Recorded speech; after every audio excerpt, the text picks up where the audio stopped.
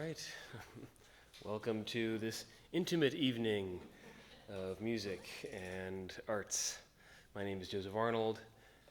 I'm a violinist, professional violinist here in Philadelphia, and this evening I'm going to be playing some of my music, some of my favorite pieces, ranging from Bach to gypsy jazz and blues and kind of everything in between. I'll be playing some of my compositions. I'll also be talking about my new book. It's called Soulforce, How to Discover Your Artistic Purpose, Create More Freely, and Make Art That Matters. So I'll tell you a little bit about that in the middle. First, I'll play some Bach.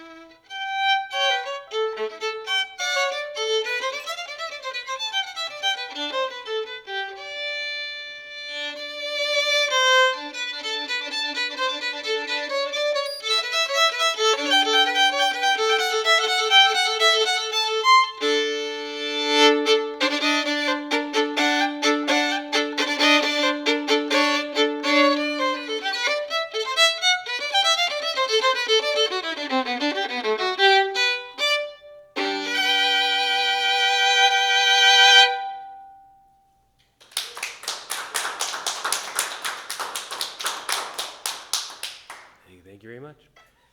Do any of you know which of the Bach suites that is? Oh, for shame. Out, all of you. It's one of his cello suites. This is not a cello, but I love playing those pieces. It's the one in C major, originally for cello. All right, so now I'm going to switch things up a little bit. I'm going to invite my band here to play.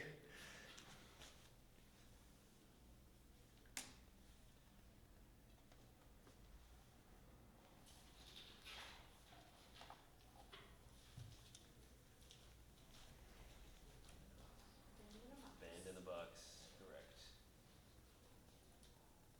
All right.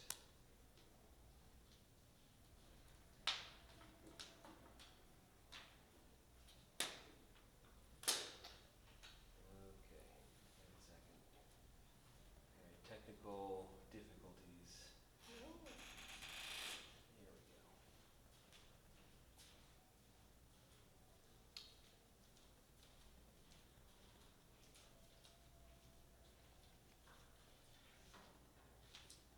Okay, it's the first time it hasn't worked. Just a second.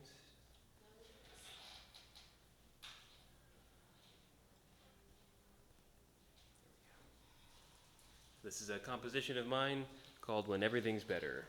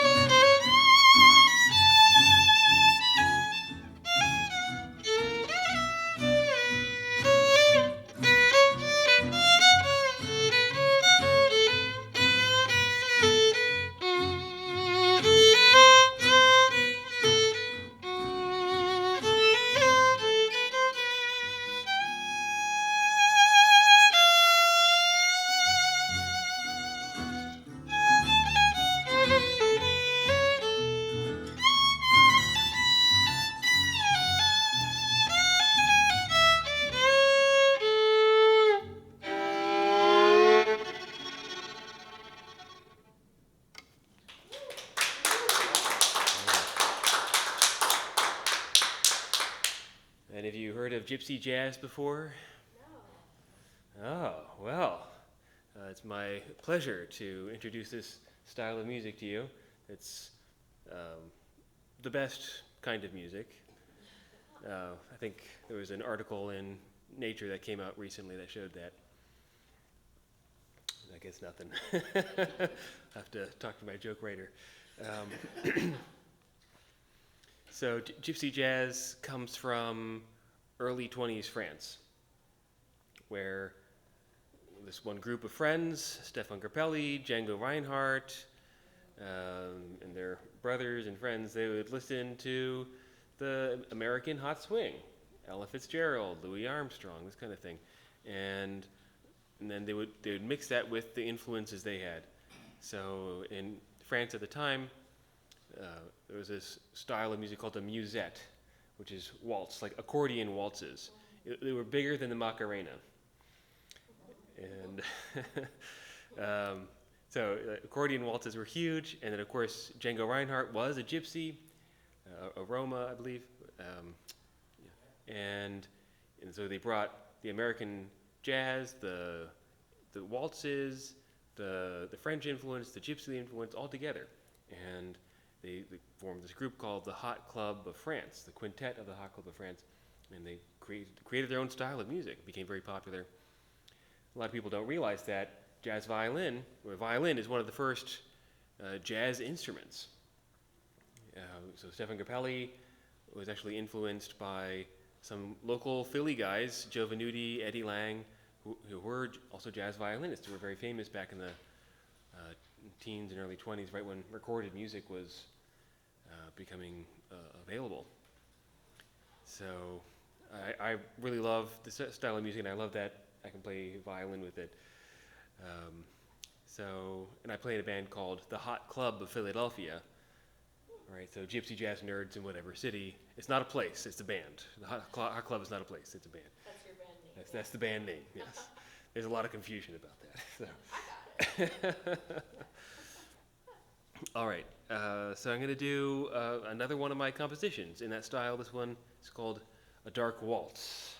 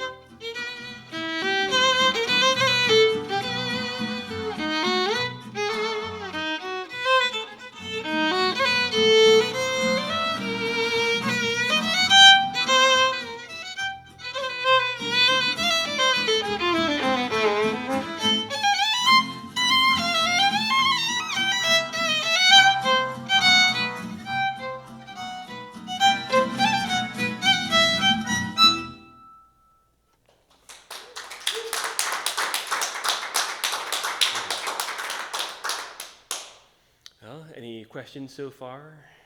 It's great. Sexy. That's not a question. A number of years ago, I went to Django's hangout in Paris, Oh yeah, cool. and it was elbow to elbow in a neighborhood that tourists don't go to Mm, at all. yeah. But it was packed, and I think there was a 3 or a 4 o'clock Mm, session, mm-hmm. elbow to elbow, and they had a violin and an accordion. Mm. And his music was the #1 choice of I'm sure. Yeah. fantastic experience. Yeah. Yeah, that's the real deal. Awesome. Well, I'm going to play one of his pieces here.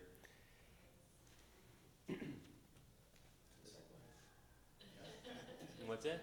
Yes. Did you know about that? Yeah, I paid him before that. We'll talk later. Yeah.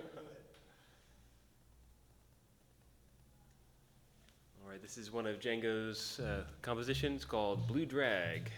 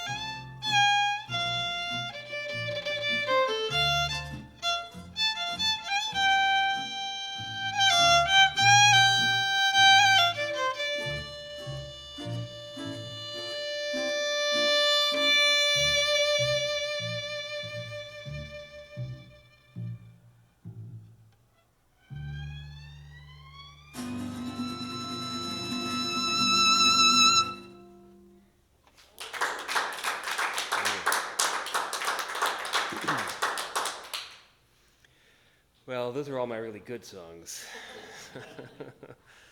Let's see what I have next. Oh yeah, so as they said on Monty Python, and now I completely ruined the line. Try it. For something completely different. Thank you, got thank you. I'll pay you $5 after the show. Sometimes the train wreck is better than the thing, you know. Okay. Fun to watch. That's right. This is another one of my compositions in a samba style.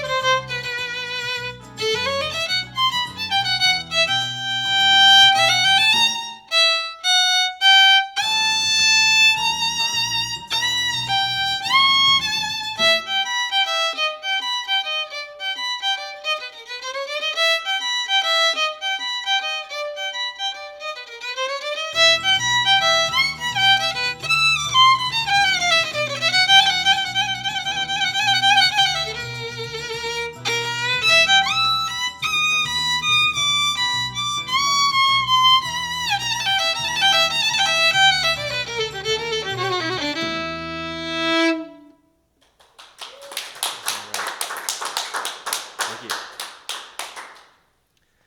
Good.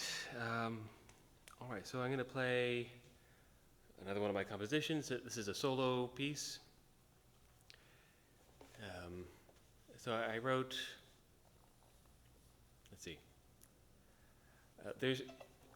I grew up playing classical music, and although I love classical music, I love the Bach that I played earlier, there's a lot in the repertoire that doesn't really appeal to me all that much. And so I wanted something that was nonetheless kind of challenging and virtuosic, but also in the kind of style that I liked. And there really isn't anything out there like that. So I thought, well, why not write some pieces like that for myself that sort of blend some of the classical influence and the jazz and the blues that I love. And so I've decided to write some pieces kind of in what I call the style of a fantasy. Like Chopin wrote lots of these, or Paganini. Paganini wrote 24 caprices, these ridiculous violin pieces. Liszt, Franz Liszt wrote a bunch of pieces like this. So I wrote mine, a couple of these in this jazz idiom. So I'll play the second one for you here.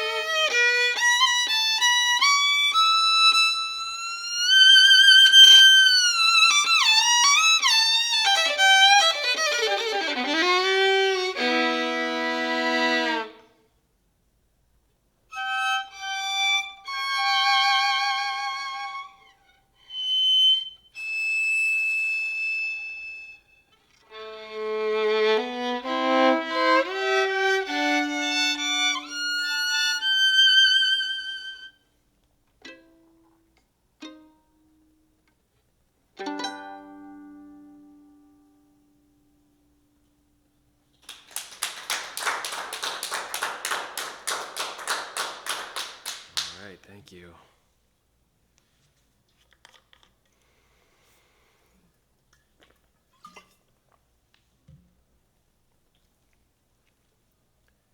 So I wrote this book. It got published just a couple weeks ago. Officially came out. Again, the title is Soulforce: How to Discover Your Artistic Purpose, Create More Freely, and Make Art That Matters. And it's that last piece that I guess I want to talk about this evening. One frame or one perspective on what the book is about is, what does it take to create a masterpiece? How do you get to artistic mastery? And because some of the answers that are readily available in our society aren't really that good. What happens for a lot of people, what happened for me, and really most of the artists that I know who went through high-level artistic training, but even then, people who didn't necessarily still experience some of these things. But a lot of us experience physical injuries, repetitive strain injuries, burnout, performance anxiety, an overactive inner critic, crippling self-doubt, difficulty making a living in the arts, a lot of tension and strain, and existential fears like, does my art even matter in today's world? And all of these symptoms, these are all symptoms of, you could say, thinking about or having a certain kind of mastery mindset. Like it takes this kind of thing to become a master at your artistic craft or whatever it is. It takes this to create a masterpiece. And so the basic idea is that what we learn in this society is that mastery requires neglecting your well-being. Mastery is this very, very narrowly defined goal. Technical achievement, social status, praise from others, intellectual achievements, academic achievements. I mean, all these things are fine, but are these really the full definition of mastery? Are these really what your soul sort of calls for in the creative process? Is this really like why you're here this evening? Why do you go to concerts? Why do you seek out art? Why do you create? Is it really just for the grade, for the cash, for the achievements, the plaque you can put on your wall? No. And yet, these are what's focused on so myopically, so intensely in so many of our arts education and propagation settings, so many of our institutions. And it goes so deep. I mean, it's our whole society is like this. And it's not like hard work and technique and achievement are bad. This is not the case. It's just that when you focus on it so narrowly, then your path to achievement and the things that you create have none of the things that actually makes it worthwhile. None of the magic. And so this is what happens when we define mastery in terms of the most lifeless parts of the artistic process. And so the answer that I've come up with is to redefine mastery to something much more broad, much more holistic, something that includes the whole artist, your well-being, your of body, mind, spirit, your relationships, your connection with your community and planet and society. I call it a whole artist, whole art, and because all these things are important. If one part of your life is really suffering, then can you really bring your full creativity to what it is that you do? And of course, there are lots of counterexamples. History is full of stories of starving artists and mentally ill artists and others who completely killed themselves in the creative process and created utter masterpieces that we are still inspired by. So of course there are exceptions. But is that what you want to do with your life? Come on. And what I've experienced is that when I face my challenges from a place of wholeness, aliveness, and connection, then I create better. And so this is, to me, is what Soulforce is. So I got the term Soulforce from Mahatma Gandhi's movement. His word was satyagraha. That's Sanskrit. And Soulforce is one interpretation of that. You could also say love insistence or firmness in the pursuit of truth. What I love about Gandhi's story is that he did something really, really difficult. It was an unimaginably difficult challenge, freeing India from British colonial rule. How are you going to do that? Right? He knew that he couldn't fight. He couldn't fight militarily against the British Raj, because they would, the Raj was the one with the army. Right? So that fighting mindset, the struggle against mindset, the forcing mindset wasn't going to work. So they did other things. And you can look to the history books to see the specific examples. But basically, they stood, Gandhi helped India stand in a deeper truth, that India should be free, that India should rule itself. And the way they went about it was from a sense of wholeness, from a sense of connection with that truth, from a sense of aliveness. And you know what? It worked. It worked.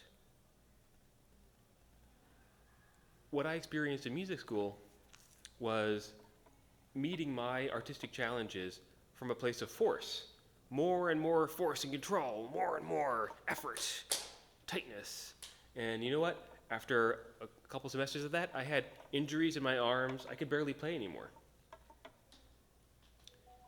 And it wasn't until I found Alexander technique where I learned how to face my creative challenges from like a deeper truth, like I was saying, from a place of freedom in my body rather than tension in my body. And so this is something I teach. Alexander technique is a method of learning how to use your body with less tension, more freedom. And what is really useful, again, is those times of challenge. Like, how do you do that difficult passage? How do you figure out this or that, tricky technique or this new thing or this awkward aspect of your creative process? How do you do that from a place of freedom, wholeness, aliveness? And what happens, an amazing thing happens, and that's Soulforce. You get connected to your Soulforce again. It just comes through you. I mean, this is why we find Gandhi's story so inspiring, because he did what seems impossible, to face this unimaginable challenge without fighting. I mean, it moves me like every time I think about it. And it's so inspiring because it's basically like a miracle. We're so accustomed to fighting and forcing in this society that, well, when we see things like that, it's kind of become dumbstruck. And this is what good art does, right? Good art looks effortless. It has heart and soul in it, and that's beauty. Beauty is a miracle, and you can't get there by a kind of lifeless, puritanical effort and striving. We need your whole self to be online, and so this, to me, is what it really takes to create a masterpiece. What does a masterpiece do? It fulfills the true purpose of the arts, which to me is to bring us more alive, to inspire, heal, and connect. And you need the technique and the hard work to make that happen, but that's not the only thing. And in my book, I go through basically put forward an entire arts pedagogy, a holistic arts pedagogy based on what's going to bring forth Soulforce. How can you create your masterpiece that really has that soul force, that inspiring kind of creative energy? Because I believe that that's what the world needs from us as artists right now.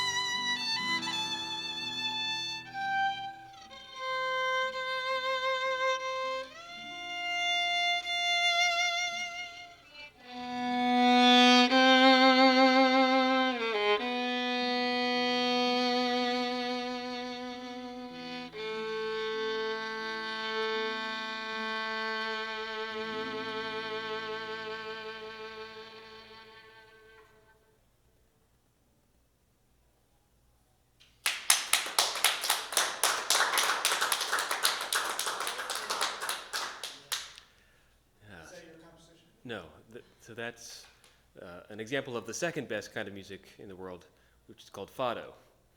Fado is a Portuguese folk music that means fate. And you can hear it in that music, like, oh, fate. Right, and all the pieces are like that. It's very joyful, but also very melancholy. And if you want to look up one of the greats of fado, her name is Amalia Rodrigues. Amalia Rodrigues. She's the Edith Piaf of Portugal. And she made a big name for herself starting in the 1940s with her recordings of these traditional Portuguese pieces, and I just love them. So beautiful. All right, so let's see. I got, it's been about an hour. Yeah, we'll do another maybe 20 minutes 30 minutes, something like that. Yeah, well, thank you. Good. So yeah, here's another one of my compositions. This one's called Buttermilk Biscuits. This one came to me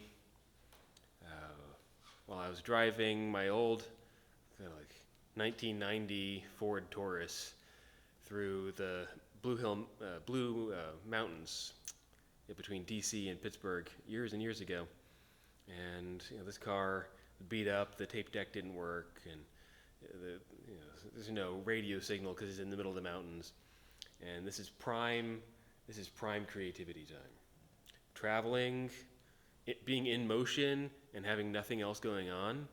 That's when I get my best ideas. And this is what happened. I just got a complete download, the entire piece, boom, all at once. And as soon as I got cell phone signal, I called up my friend and said, I have to sing this into your voicemail. And that became Buttermilk Biscuits. So here we go.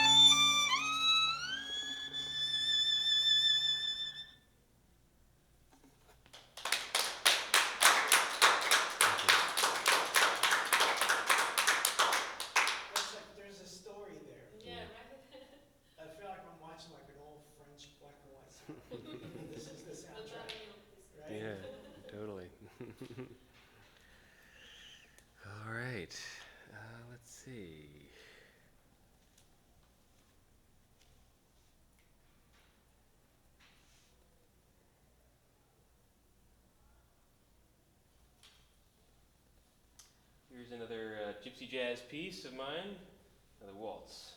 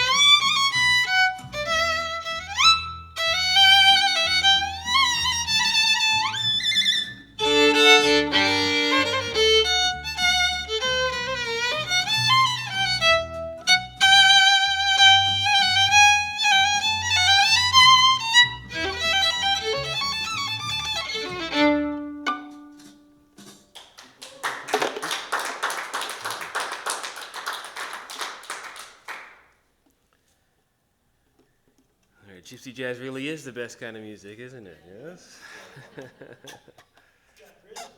Sure does.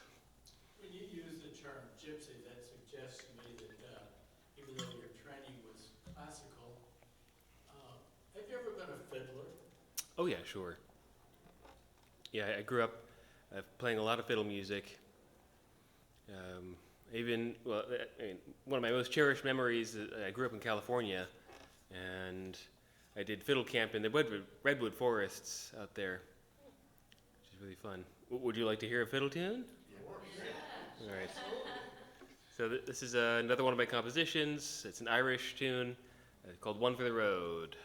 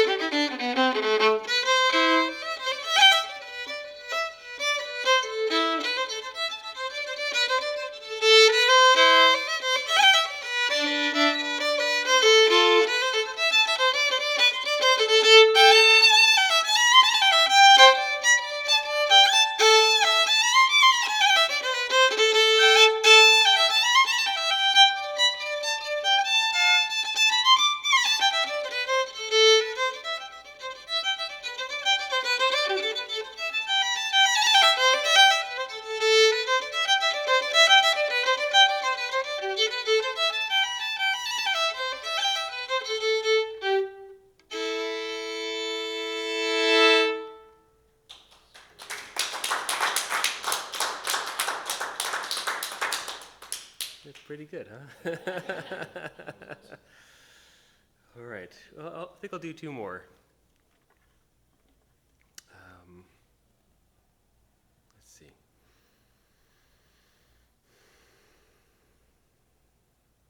Yeah, okay.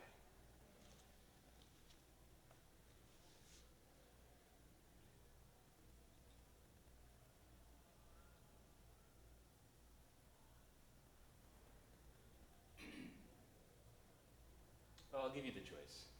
Going back and forth. Do you want something more melodic and more in the fiddle style, or something a little more rhythmic and in the more bluesy kind of thing? Well, you said you're gonna do two more, right? Well, I have another one. I suppose I could do them all. What does it cover? And you're gonna have requests? As long as they're written on the back of a $20 bill. Let's go bluesy. You want to go blues? Okay, here we go. Yeah. We haven't had that yet. Yeah, well, yeah, a little bit. So this is another one of my compositions. Several years ago, oh God, almost a decade ago, I wrote a jazz violin concerto and played it with an ensemble here in Philadelphia. And this is one of the movements. It's called Mr. Grimm.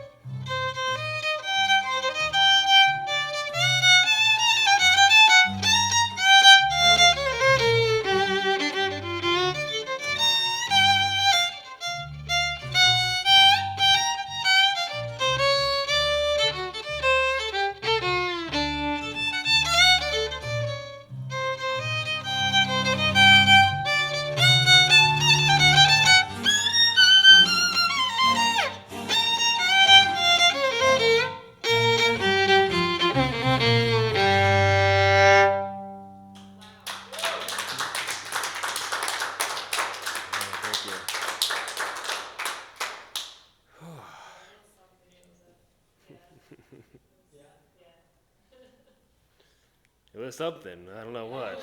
Yeah, good. All right, I have one more piece for you. This is well, Somewhere Over the Rainbow. I made my own arrangement of it, kind of in the style of the fantasy that I played earlier, sort of virtuosic but still soulful, I hope. Thank you all for coming this evening. It's been a pleasure playing for you, and thank you to our hosts, Robert and Helen at Prism. And if my words spoke to you, then please consider picking up a book, signing up for my email list. If you know any artists in your life who might need what I have to offer, I offer coaching based on the kind of thing that I'm talking about with the book. So maybe you can send them my information or get them a copy of the book. Here we go. Or two, why not? More's better, definitely. Okay, here we go.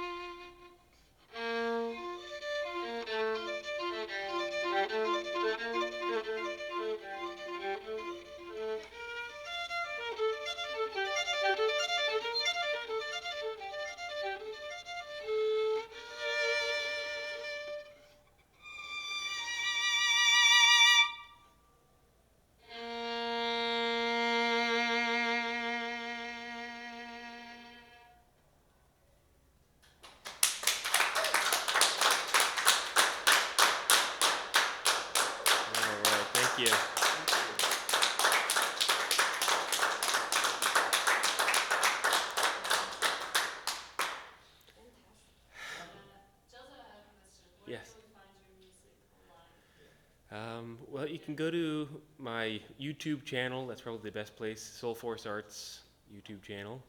And I have a bunch of my pieces up there. Some of the pieces that you've heard this evening are up there. I have a couple playlists you can find.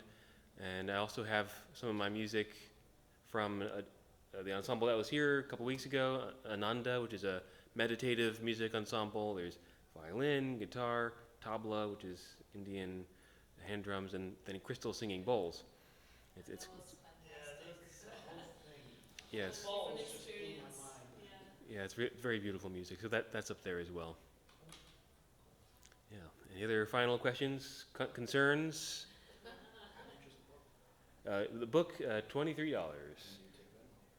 Yes, I do, and I also all the profits from tonight go to a local arts charity. I haven't decided which one, but maybe, Thank you. yeah, Being an artist, I maybe you can help me decide which one. All right. I have a question, Oh, actually. another question. Your composition, your own compositions, right? Yes. Buttermilk. Buttermilk biscuits. Yep. But I think he's hungry too, so. So talk about the biscuits more. No. So what do you hear in your head when you're composing something like that? Is it like a You'll never be good enough. You'll never be good enough. No. I'm just curious, 'cause I mean, I have a creative process in my head Sure. that I go through, but I'm totally like lost when it comes to music. I can't play any kind of instrument. Sure. But I'm really curious to know what your creative process in your head is like when you're composing. Yeah, well, it looks like a few different things, but mostly it's like singing to myself, humming to myself. You know, just like you're recalling a piece that you enjoy. You've heard it on the radio, and now you're walking around your room. You're not listening to it on the radio anymore, but you're hearing it sort of internally. That's kind of what it's like, and I'll follow that lead. And for some of these pieces, like the jazz violin fantasy that I played earlier, that took place over a couple of years. I had some ideas, and I would sit down and try to like, where does this piece go, and how do I get this transition? And oftentimes I wouldn't get any good answers, so I'd just leave it, come back in a couple months. And other times the process is like for the first gypsy jazz piece that I played, When Everything's Better, the band leader for the Hot Club of Philadelphia said, hey, we're going to record an album. Why don't you write a piece for it? And that just came. And then, like I said earlier with Buttermilk Biscuits, that was just totally spontaneous download. How did you name it? Yeah. Oh. What was the question? How did I name that piece? He was hungry. Y- yeah, I don't know how that one got named. It just arrived in my consciousness. That's how creativity works. It's. Weird question, but have you seen the movie Big Fish? Yes, I have seen Big Fish. That was a great movie. That version of it sounded like it belonged in that. That was really. Oh yeah, thank you. Yeah, Tim Burton. Gotta love Tim Burton. All right. Anything else? Well, I'm gonna gamble on that $20. You said if I write the request. Okay. All right. Well, yeah. Write it on the top. $50. No, just kidding. No, when I was growing up, my mother played the piano both by education, both by ear, and she had sheet music that I don't know what inspired her to play it, but I have the sheet music to this day, and it's a song called Red Wing. Red Wing. Have you ever heard of it? No. It Okay. goes $20. Yeah, I know. No, seriously, Well, check it out. Yeah. Okay. It's about a Native American young lady Hmm. who has fallen in love, Hmm. and the love has disappeared. Yes. That's my song. I can relate. It's got Yes. words to Yeah. it. Okay. I think it was maybe written in the 20s, Okay. but it's a haunting piece. Mm. My mother would embellish it, Mm-hmm. but it's. Do you have a favorite recording of Red Wing? I never heard it recorded. Really? I can't find it online.